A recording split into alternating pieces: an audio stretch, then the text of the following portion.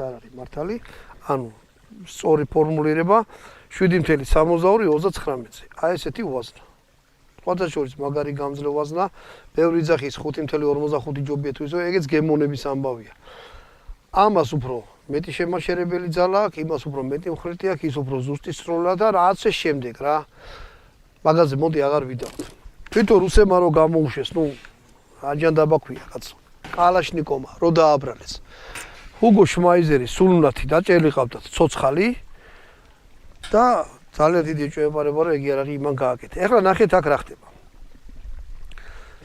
ძველი იარაღებზე, აი ვიეტნამის ომში რო იყენდნენ რაღაც, აი ეს დახვრეტილი იყო ეს მილი, სადაც გაზი უკან მოდის და გუშია და გადიოდა გაზი, ზედმეტი გაზი გადატენის შემთხვევაში აი აქედან.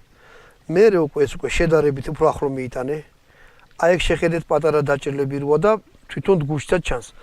ანუ გუში უკან რო გამოდის ამ შემთხვევაში დაბლა, გაზი გადის უკვე აქედან. თუ ნახავ